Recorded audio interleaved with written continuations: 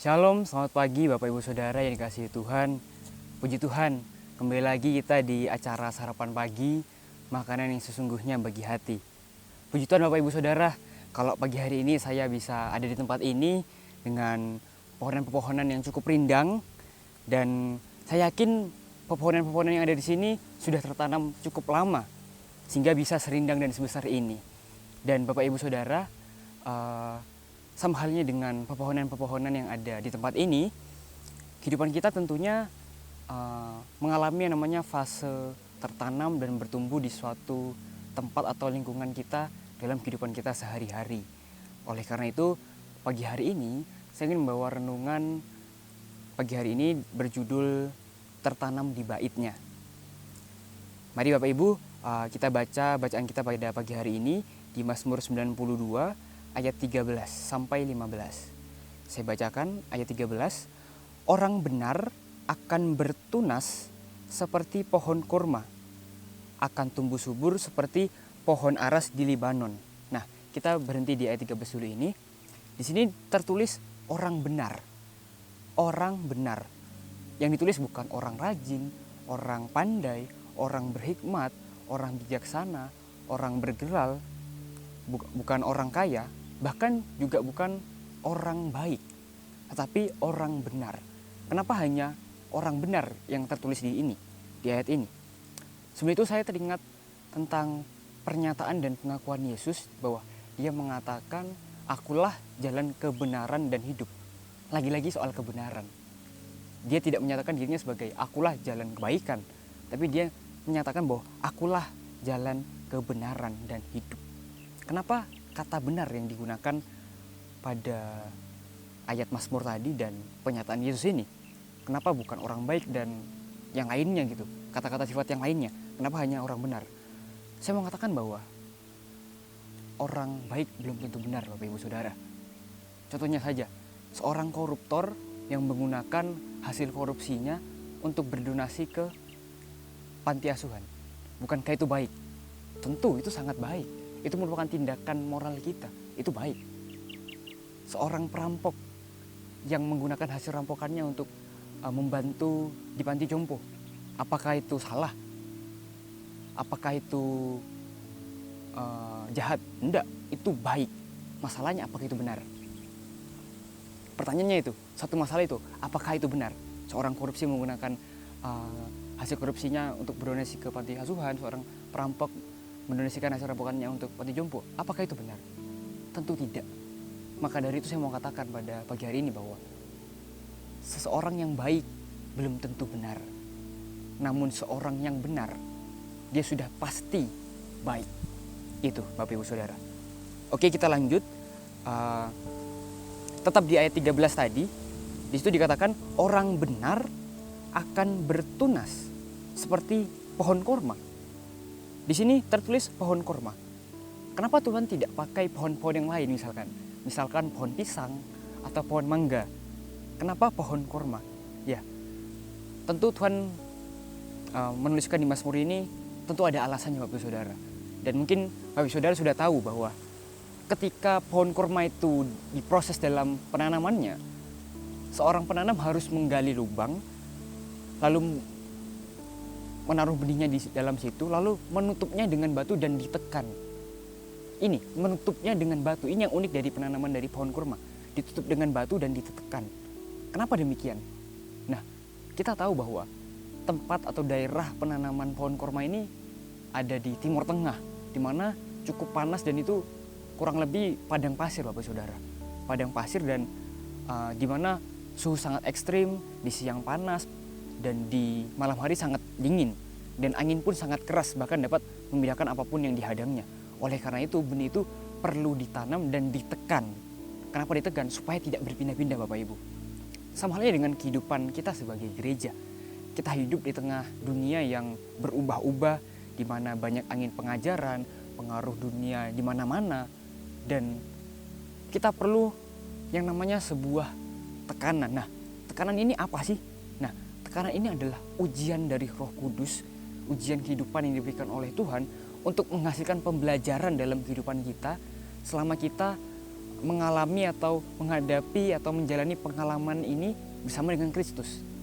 Tekanan ini adalah tekanan yang Tuhan buat untuk kita orang percaya. Tekanan kudus yang Tuhan buat untuk kita orang percaya, untuk kita orang kudus, untuk kita orang benar, supaya kita boleh bertumbuh lebih lagi. Nah, boleh bertumbuh lebih lagi. Kita lanjut lagi. Kembali ke pohon korma, Bapak Saudara. Dan pohon korma itu tumbuh karena dia ditekan oleh batu, maka dia tumbuhnya akar dulu ke bawah. Dia akarnya akan tumbuh menjalar ke bawah mencari air. Nah ini, ketika kita ditekan, kita tidak bisa lalu show off dengan apa yang kita punya dalam kehidupan kita. Kita ditundukkan, kita menjalar dulu ke bawah. Nah, apa definisi dari akar yang menjalar ke bawah ini? Ini alegori dari kehausan kita, kerinduan kita akan pengenalan dan pengertian kita dengan Tuhan. Sehingga ketika kita sudah punya akar yang dalam, kita sudah punya akar yang kokoh, kita sudah punya sumber air yang melimpah, unsur hara yang banyak, maka kita boleh tumbuh ke atas sampai kita bisa jadi pohon yang rindang. Nah, jika pohon kurma tumbuh ke atas, dia bukan pohon yang lalu dipengaruhi oleh lingkungan. Dia tidak peduli mau yang dialami panas atau dingin, kering atau berangin, dia tetap tumbuh. Tidak peduli masalah apa yang dia hadapi, dia terus berkembang dan bertumbuh hingga dia jadi pohon yang rindang.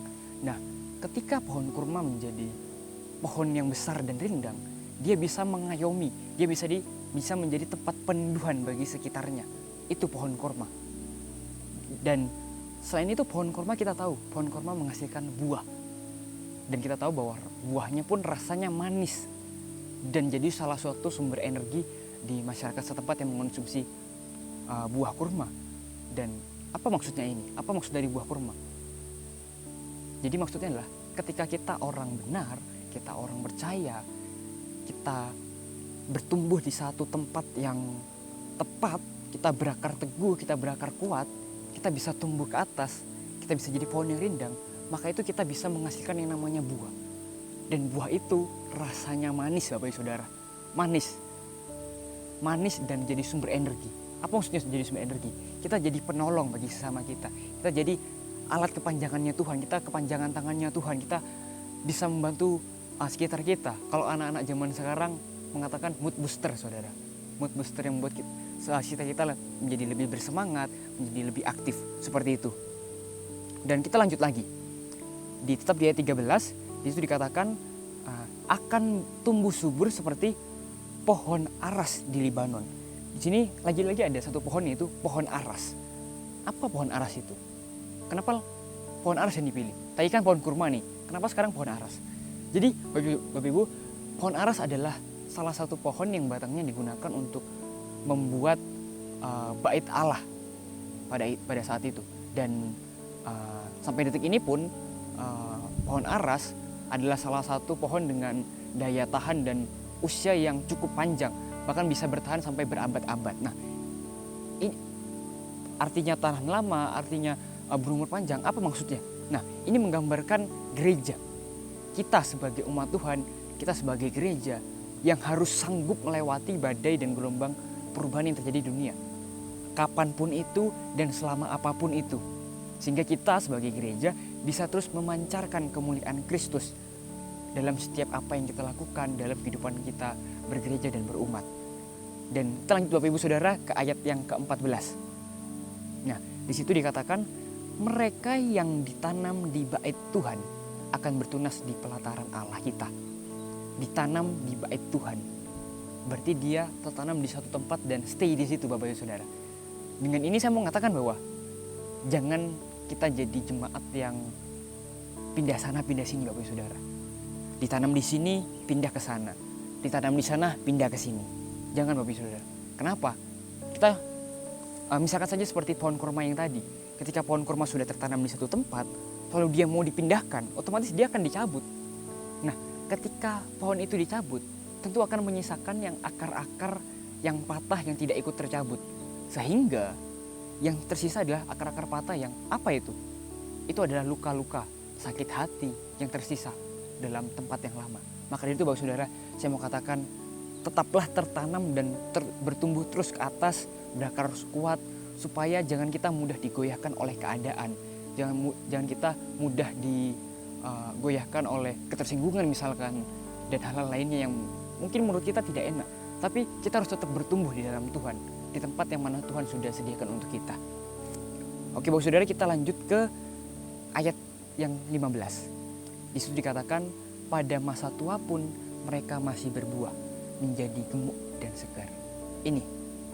Ini hasil atau dampak ketika kita taat dengan Tuhan, kita hanya berfokus kepada Tuhan, sehingga kita boleh tertanam teguh, tertanam kuat, tertanam kokoh di salah satu tempat. Kita jadi pohon yang rindang, kita jadi tempat perinduan bagi orang-orang di sekitar kita. Kita memiliki buah yang manis. Maka disitu katakan, di masa tua pun kita masih berbuah. Bahkan bukan hanya berbuah saja saudara, menjadi gemuk dan segar. Ini, menjadi gemuk dan segar. Oke lah, kalau kita di masa muda kita sudah berbuah, di hari tua pun kita juga masih berbuah. Tapi apa kita masih gemuk dan segar? Itu pertanyaannya. Mari kita serahkan kehidupan kita semuanya ke dalam Tuhan. Kita fokuskan kehidupan kita kepada Tuhan, sehingga kita boleh di masa tua pun kita berbuah. Dan yang penting adalah masih gemuk dan segar. Itu yang perlu kita jaga. Gemuk dan segar ini yang dimaksudkan adalah semangat kita mengiring Tuhan, api Roh Kudus dalam kehidupan kita. Maka dari itu Bapak Saudara, jangan sampai api Roh Kudus yang dalam kehidupan kita menjadi padam. Biarkan semua itu tetap menyala-nyala dan jangan sampai menjadi kendor saudara. Dan saya mau katakan sekali lagi bahwa mari kita tertanam kuat. Jangan hiraukan apa yang di sekitar kita, jangan hiraukan apa yang terjadi dalam kehidupan kita berumat. Misalkan kita mengalami masalah, jangan hiraukan itu. Saya percaya bahwa ketika Tuhan tempatkan Bapak Saudara di tempat ini, Tuhan sudah punya rencana yang lebih indah, rencana yang luar biasa buat Bapak Ibu Saudara. Sehingga kita boleh makin berbuah 10 kali lipat, 20 kali lipat, 30 kali lipat, bahkan 100 kali lipat. Dan kita boleh tetap gemuk dan segar di dalam Tuhan. Mungkin ini tuh Bapak Ibu Saudara yang bisa saya sampaikan pada pagi hari ini. Saya percaya bahwa yang di hadapan saya pada pagi hari ini adalah pohon-pohon korma, pohon-pohon aras yang akan bertumbuh, berbuah lebat di dalam kemuliaan Tuhan. Sekian Bapak Saudara, terima kasih, selamat pagi, Tuhan Yesus memberkati.